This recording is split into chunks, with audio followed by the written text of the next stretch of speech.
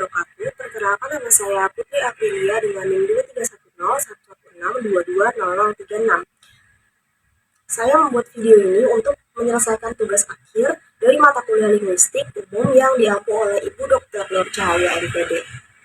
Dalam video ini saya akan menjelaskan beberapa tentang tatanan linguistik. Fonologi adalah cabang ilmu bahasa yang mempelajari bunyi-bunyi bahasa. Fonologi terbagi menjadi dua, yaitu fonetik dan fonemik. Fonetik mempelajari bagaimana cara, posisi, dan gerakan lidah dan organ yang menghasilkan bunyi bahasa. Sedangkan fonemik mempelajari bunyi bahasa yang dapat berguna sebagai pembeda makna. Contoh dari fonologi adalah kata pegal yang membedakan bunyi G dan D, pegal. Kata panci yang membedakan huruf C dan T, panti. Diftong AI seperti pantai, santai, petai, lantai, dan diftong AU seperti imbau, pulau, surau, dan gurau.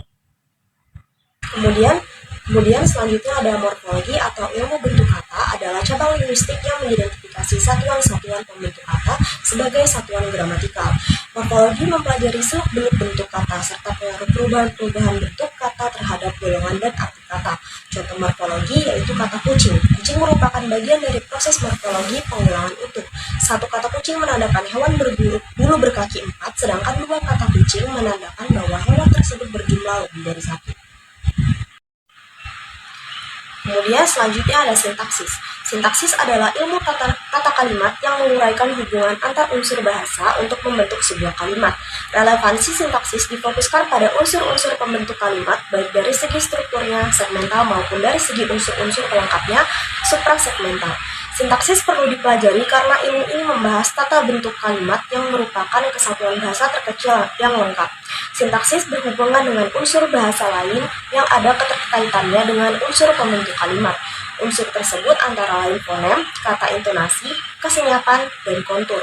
Contohnya, saya berangkat dari pukul 7 pagi. Secara sintaksis, kalimat di atas terdiri atas komponen saya, subjek, berangkat, predikat, dan dari pukul 7 pagi keterangan. Kata saya merupakan subjek kalimat yang berupa kata benda atau nomina. Sementara itu, kata berangkat merupakan predikat kalimat tersebut yang berupa verba atau kata kerja. Adapun dari pukul 7 pagi merupakan keterangan kalimat yang berbentuk sebuah frase. Selanjutnya adalah wacana. Wacana adalah unsur kebahasaan yang lengkap dari segi kebahasaan maupun segi maknanya. Wacana adalah satuan bahasa yang lengkap sehingga dalam hierarki gramatikal merupakan satuan gramatikal tertinggi atau terbesar. Contohnya obrolan atau percakapan, sandiwara, pidato, karya tulis ilmiah, novel, ensiklopedia, paragraf, atau penggalan kalimat dengan makna yang lengkap. Kemudian ada semantik. Semantik berasal dari bahasa Yunani yakni semantikos yang artinya memberi tanda penting. Dalam hal ini, semantik dapat diartikan sebagai ilmu yang mempelajari makna tanda. Berdasarkan sejarahnya, istilah semantik digunakan pertama kali oleh seorang filolog Prancis bernama Michel Buel pada tahun 1883. Kemudian, kata semantik disepakati sebagai istilah yang digunakan dalam ilmu linguistik. Jika disimpulkan, semantik dapat dikenal pula sebagai ilmu yang mempelajari lambang atau tanda seperti kata yang menyatakan makna serta hubungan dan pengaruhnya terhadap penutur. Contohnya, misalnya pada kata kucing, memiliki makna spesifik dalam bahasa Indonesia yang merujuk pada hewan berbulu dengan 4 kaki. Namun dalam konteks yang berbeda atau dalam bahasa lain seperti dalam bahasa Inggris, cat memiliki makna yang serupa tetapi disebut dengan kata yang berbeda. Kemudian yang terakhir ada pragmatik. Pragmatik adalah cabang linguistik yang mempelajari hubungan antara konteks luar bahasa dan maksud tuturan melalui penafsiran terhadap situasi penuturannya.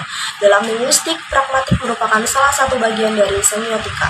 Prinsip-prinsip di dalam pragmatik meliputi sintesis antara studi, maksud, dan tuturan. Contohnya, ketika seseorang bertanya, apakah kamu bisa menutup jendelanya dalam situasi yang hujan? Maksud sebenarnya mungkin bukan hanya pertanyaan tentang kemampuan seseorang untuk menutup jendela, tetapi juga merupakan permintaan untuk menutup jendela. Cukup sekian materi yang dapat saya sampaikan. Mohon maaf jika ada salah kata. Semoga materi yang saya sampaikan bisa dipahami dengan mudah. Wassalamualaikum warahmatullahi wabarakatuh.